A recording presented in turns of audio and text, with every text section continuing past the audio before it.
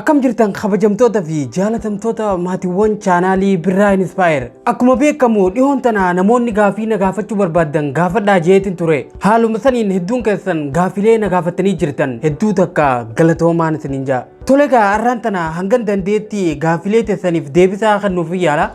Hanganuma viidiyoo tanatti nafaana turaan afeerraa kiyya. Gaafilee hedduun garuu wal fakkaatti waan ta'eef gaafilee wal fakkaatan bakka takkatti walitti qabeetuman deebisaa itti laada. Kanneen haaraa taatan subscribe godha. Viidiyoon kun ammoo nama hedduu bira akka ga'u like godhuu hin dagatinaa.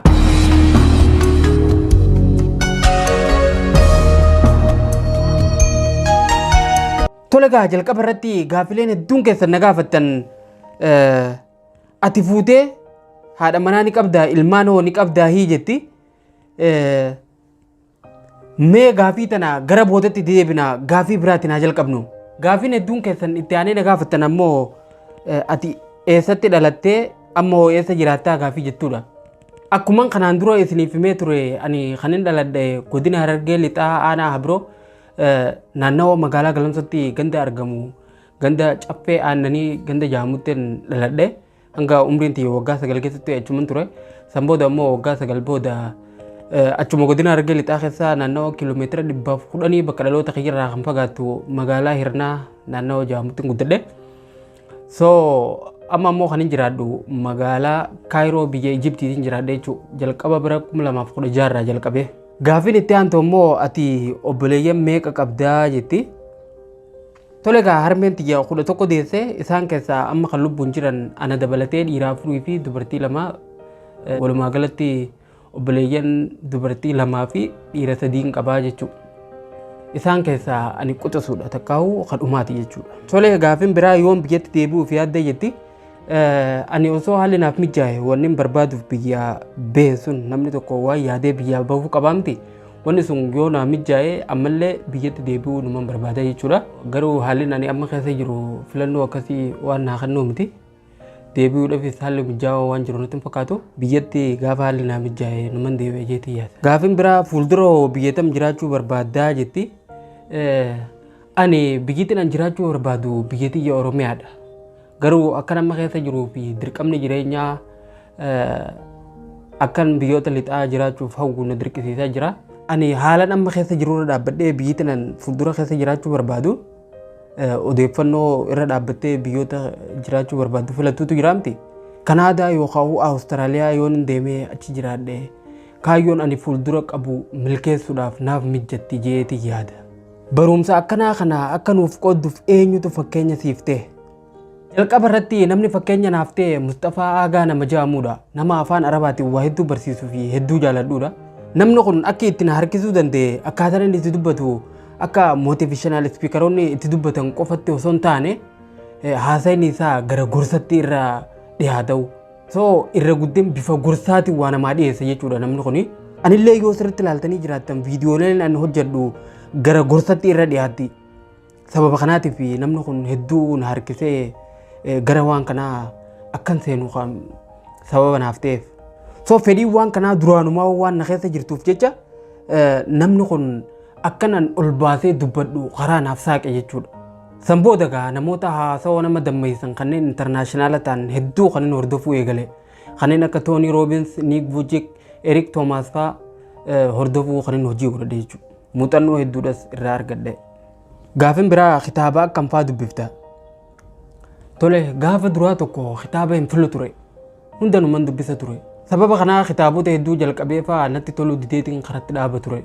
Boodarra garuu kitaaba akkam yoon hin dubbise na fayyada yookaan caalatti gammachuun dubbisuu danda'a waan jedhu yaaduu jalqabe. Kitaaba ilaalcha kiyya jijjiiruu danda'an jee yaadu filadheetiin dubbise jechuu kiyya ammaan tana. Garuu waan nama gaddisiisu biyya nan jiru kana kitaaba garaagaraa argachuu hin dandeessu. Gamanumaanuu namoonni kitaabni kun bareedaadha yoo dubbifte hedduu si fayyada jettan yoo eeruu naaf kennitan hedduutu akkanatti tola.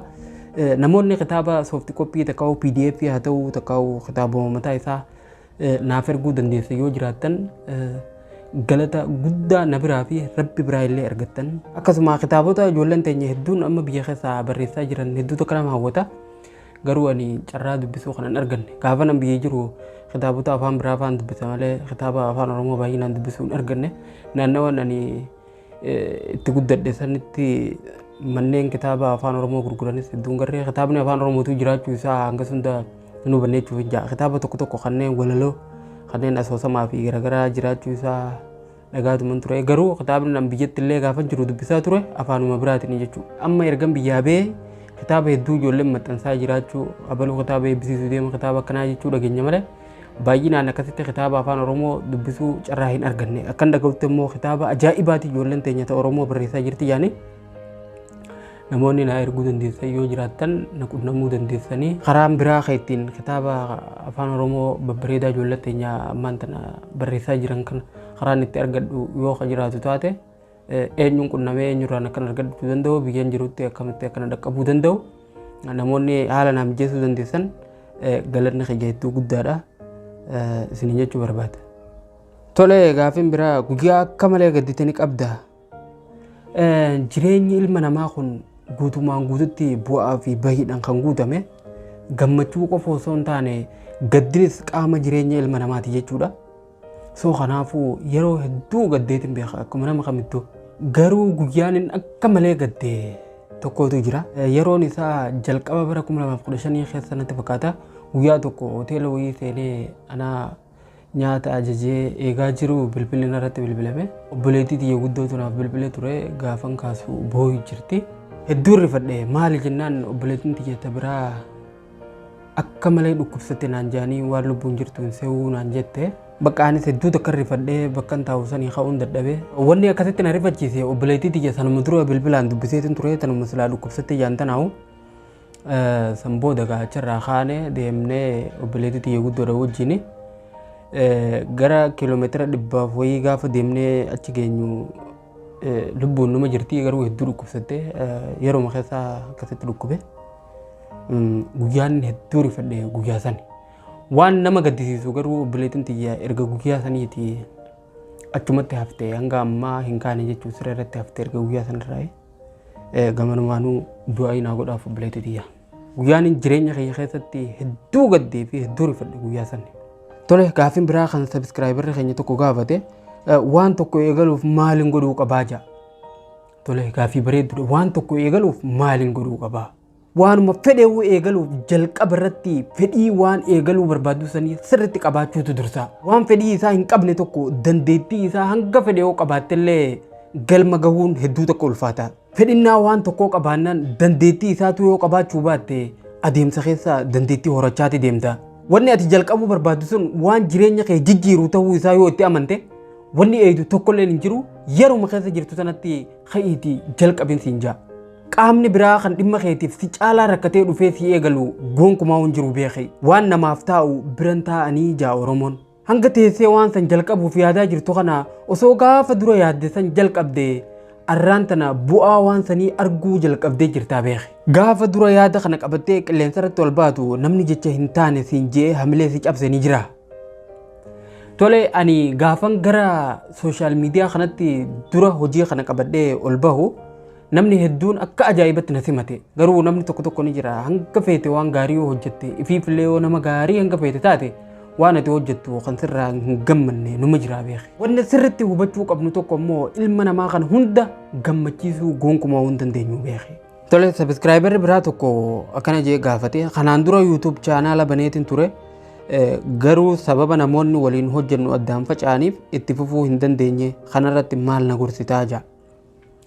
Tole gaa obboleessa kiyyaa hojii yuutuubatis ta'ee hojuma fedhee haa ta'u yeroo hojjechuuf lafaa kaane gufuu garagaraatu nu mudata. Karaa waan tokko ittiin milkeessinu diriiraa miti bu'aaf bahiidhaan kan guutamedha. Gaafuma jalqaba waan tokko hojjechuuf murteessinu rakkoo jidduu tanatti nu mudachuu dandeessu tilmaama keessa galchuun barbaachisaadha. Rakkoon feete jidduutti yoo nu mudattes jabaannee akka obsinee bira dabarru waadaa mataa keenyaaf galuun murteessaadha. Fakkeenyaaf ati gaafa namoota waliin yuutuuba jalqabdu san ejjennoo yoo namoonni na biraa dhiisanillee ani kophaatti hangan danda'utti ittiin fufaa jettu qabaachuutu si barbaachisa ture. Chaalenjii waan hojjennu hunda keessatti nu mudatan injifachuudhaaf of qopheessuutu hunda keenyarraa barbaachisa.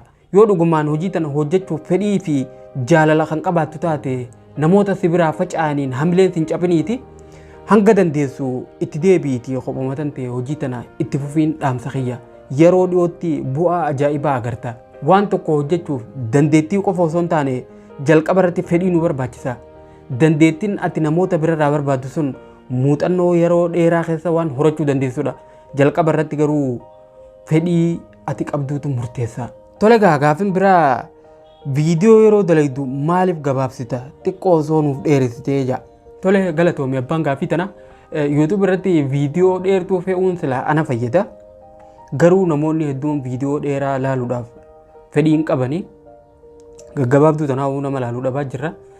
So viidiyoo dheeraa gaafan fe'e namni hanga dhumatti ilaaleen fixoo gaggabaabsee waan inni akkatti hogganaasuullee jarjarsuuf yeroo fi ilaalcha fillee nama akka ni fanne namni jeetin yeroo gabaabduu keessatti namni akka barumsa guddaa fudhatu jee gaggabaabsee akkas godha. Yoo ammoo fedhinnaa keessan hundaa ta'e fuuldura yoo hin dheeresse anilleen akkasitti irra na fayyada. Yeroo fudhadhee yaadallee babal'isee isin wanti godhuudhaaf akkasitti irra naa bareedadha. Yoo gartee barbaachisaa ta'e namni hedduun akkasitti hordoftoonni qiyyaa barbaadan taate dheeressuudhaaf uumaa takka rakkoon qabu jechuudha. Tole sabskraayibarri biraa tokko ammoo gaafii akkana jettu gaafate akka kee kana ta'uuf maalin godhuu qabaa jaa. Akkana ta'uuf ani fedhii qofa si barbaachisan siin jaa. Akkuma reefuun tana jeetti muuxannoo fi dandeettiin adeemsa keessa waan dhufanidha. Wanni nuti haasofnu waan haarawaa miti bar waanuma guyyarraa dhageenyu fi waanuma guyyarraa agarru. Sanuma jijjiirtee namoonni akkamitti irraa baratu akka danda'anitti sheppi gootee namootaaf dhiyeessuu jechuudha. Waan ofii dubbiftee hubatte tokko namoota biraa hubachiisuu jechuma. Wanni guddaan garuu chaalenjii kana keessatti si mudatan hunda akkamitti irra dabruuf qopheessiteedha. Fedhinnaan ati waan kana godhuudhaaf qabdu hangam takka geessedha. Okay, namni biraa tokko immoo kana jaa. Namoota suusii yookaan araada qaban akkamiin dhiisuu dandeenya? Namni biraa tokko ammoo akkas jeeti gaafatamas. Suusii yookaan haraaraa kana dhiisuuf yeroo hedduu rabbiif waadaa galeetin ture garuu ittuman deebi'a maal naaf wayyaa jaa. Suusii yookaan haraaran tun waanuma sammuun teenya amantee fudhatteef malee waan hanga sunda hamaa tokko natti hin fakkaatuan. Waan tokko kan cimsuu fi kan salphisu sammuma keenya. Fakkeenyaaf yeroo haayiskool baradhutti yeroo tokko sijaaraa aarsuun faashina ta'ee ture. Namni sijaaraan aarsine akka barataa dadhabaa tokkotti sadarkaa ilaalamurra gahee ture. So anis hiriyoota kiyyaa waliin taanee takka takka aarsuu jalqabne. Yeroo dheeraa booda garuu araada natti taate. Hiriyoonni kiyya hundi ni dhiifna gaafa naan jaan ani garuu wanni tun gammachuu yoo naaf kennite maaliif hin dhiise jechaatiin ture. Hiriyoonni kiyya guyyoota muraasa baatii takkafaa torbaan tokkoffaa dhiisaniiti yeroo muraasa booda ammas itti deebi'an. Ani garuu guyyaa takka hin dhiise jee yaadeen beeku. Gaaf tokko garuu xiqqoo na dhukkube. Guyyaa sanirraa jalqabeetiin dhiisuudhaaf murteesse. Erga guyyaa saniiti guyyaa takka sijaaraa afaanitti qabadheen beeku. Maal jechuu barbaadetti seeta obboleessa kiyya. Waan tokko osoo keessa keetiin parsantii 100 hin murteessin afaanin hin dubbatin. Maqaa rabbiitiin kakattee wilii ittiin deebi'u jechuu kee dura waan san dhiisuudhaaf hangam takka keessa keetiin murteessiteedha gaafin. Tole gaafin biraa maaltu akka viidiyoo akkanaa hojjettuuf si kakaasee jaa. Jalqaba irratti waan namootaa fi mukana keessatti ofiifis of leenjisaa deemuudhaaf. Itti aansee immoo ani ilaalcha kiyyaa hangi tokko kan jijjiirame bifa akkanaatiin waan ta'eef namoonni biraatis nama tokko maaliif hin taane sababa kiyyaatiin ilaalcha isaanii jijjiirratuu danda'anii yaada ja'uuni. Ani viidiyoolee hedduun laale haasawaa hedduun dhaggeeffadhe kitaaballee hanga tokko dubbiseetiin jira. Kanaan ammoo ilaalcha kiyya hedduu takka jijjiirradheetiin jira. Ilaalchin ani mataa kiyyaaf qabu hedduu takka jijjiirame. Ilaalchin ani uumama kanaaf qabu akka malee jijjiirame. Walitti dhufeenya kiyyaa fi kan uumama kanaa hedduudha jijjiirame. Kanarraa ka'eeti gaa namoonni hedduun akka kiyyaa kanatti jijjiiramuu danda'an jee waan yaadeefi. Gaafin biraa yuutuubiin birriisiif kafalee ni beekaa.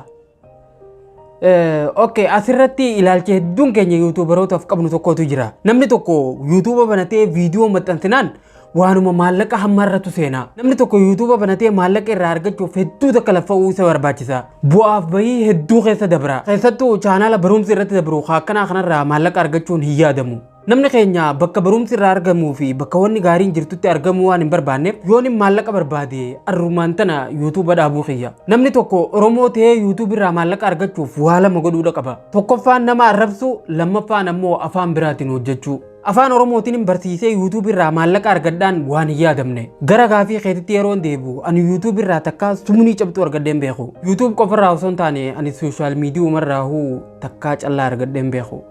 Yaada kanaan gara sooshaal miidiyaa gaafa dhuftu uummanni akkamitti sisimate. Waaw, dhugumatti akkaataan itti gaafan dura dhufu na simattan hedduu natti tole. Yeroo gabaabduu keessatti jaalaltii isin natti agarsiiftan hedduu tokko na gammachiise. Yeroo muraasa keessatti namoonni hedduun sabiskiraayib gootanii na jajjabeessaa turtan. Garuu haalli sun akkasumaan itti fufuu hin dandeenye. Sabskraayibara hedduun qabaa garuu viidiyoon kiyya hin daawwatamu. Gamanumaanuu kanneen hanga irraa gara sooshaal miidiyaa garaagaraatiin na hordoftanii na jajjabeessaa turtan hedduu takka ulfaadhaa. Kanneen yaada fi qaamaanis na bira dhaabbattan hedduu takka galatoomaa. Qophii imala gara milkaa'ina irratti gaafii ati nama gaafattu keessaan si gaafadha. Kaayyoon kee inni ganamaa maal ture? Hangam takka siif milkaa'e? Gaafii bareedduudha. Ani gaafan xiqqaa doktora fayyaa ta'uun barbaada ture. Akka malee jaalachuurraa kan ka'e gaafan elementarii baradhu hiriyoonni kiyya doktor jaanii na yaamu turan. Sababni ani doktorummaa kana itti filadhe immoo harmeen tiyya gaafa lubbuun jirtu sababa wallaansa gahaa osoo hin argatin duuteefi. Namoonni keessattuu haadholiin sababa wallaansa gahaa dhabuutiin akka hin duune sababa ta'uun barbaadaa yaada ja'urraahin ijoolluma marraa ka'ee doktora ta'uu hedduun barbaada ture. Garuu sababa garaagaraatiin hanga ammatti osoo naaf hin milkaa'in ture. Fuuldura garuu akka naaf milkaa'u abdiin qaba. Viidiyoo miidhaa sooshaal miidiyaa irratti dalaydee turte san kutaa lammaffaa isaa nuuf dalagii. Tole yoo rabbiin alaaffise hangan dandeetti yeroo gabaabduu keessatti nin hojjedhe jeetii yaada. Isin du'aamu godhaa rabbi alaaffisu. Seenaa Elon Musk osoo nuuf dalaydee. Tole yoo rabbi jee ramadaana kana keessa seenaalee namoota bebbeekamoo waan garaagaraatiin milkaa'anii kanneen waa irraa barachuu dandeessan jee yaadu. Isiniif dalagee dhiyeessuudhaaf yaadutti jira. Seenaalee san keessaa tokko ta'uu danda'a absheer nin dalagaa yeroo dhiyootte. Fuutee jirta ilmaan hoo ni qabda yoo qabaatte ilmaan meeqa qabda? Gaafii tanagaa namoota hedduutu na gaafate. Fuudhatiin jira haadha manaa hedduu jaaladhuu fi nama cimaa taateen qaba. Nama waan hin hojjedhu tana hunda keessatti na duuba dhaabbattee sappoorti na gootu nama ajaa'ibaati haati manaatiyya. Ilmaan ammoo ammaan dura hin arganne fuuldura yaadu jira du'a yoodha. Gaafa xiqqaa harmee moo abbaa keetu mana barumsaa si geessuu ture. Ani abbaan kiyya gaafan ani xiqqaa umriin tiyya waggaa tokkootti narraa du'e isan beeku hin agarre jechuudha. Ani osoo ani hin barin du'e jechuudha. Harmeen tiyya ammoo anaa daa'ima umriin tiyya waggaa 8 narraa duute isaan lameenuu daa'imummaan hin dhabe jechuudha. Garuu jalqaba mana barumsaa tannan itti ummaatii yaa rabbi rahmataa godhuufi. Gaafa keenyaa naannawaa itti dhaladhe san kutaa 0 waan jedhamutu jira. Ishiitu kutaa 0 san geessee na naqe jechuudha. Akkasuma barumsa amantii akkam baradhu fedhii guddaa waan qabduuf anumaa daa'imaa san gaafa nanni xiqqaa san jechuudha. Fuutee sheekotii bira na geessitee barumsa kana irratti na cimsuudhaaf hedduu takka fedhii qabdi ture. Ilma ishii quxisuu yookaan kan dhumaa waan hin ta'eef hedduu takka na jaallatti turte. Tole egaa kabajamtoota fi jaalatamtoota maatiiwwan chaanaalii Birraa Inspire arraaf gaafii keessaniif deebisaanii taajee kan yaade kanan gaammaa hordoftanidha. Gaafileen isin na gaafattanii ani garuu deebisaa isiniif hin kennin yoo jiraatte hedduu takkan dhiifama isin gaafadha. Marsaa biraa keessatti ammoo gaafilee teessan bal'inaan deebisaa itti kennuuf yaala. Sagantaa gaafiif deebii tana fooyyessinee bal'ifnee fuuldura bal'inaan irratti hojjechuudhaaf yaalii goona. Kanneen gaafattan hedduu takka galatooma. Kanneen wanni isin gaafachuu barbaaddan isin dura gaafatamtee dhiiftanis hedduu takka ulfaadha. Kanneen gaafachuudhaaf carraa hin argatinis galanni keessan guddaadha. Osoo hin baane dura viidiyoo tana laayikii godhuu hin dagatina. Viidiyoo haarayaa fi yaada haarayaa hanga walitti deebinutti nagaatti naaf tura isinin jaaladha.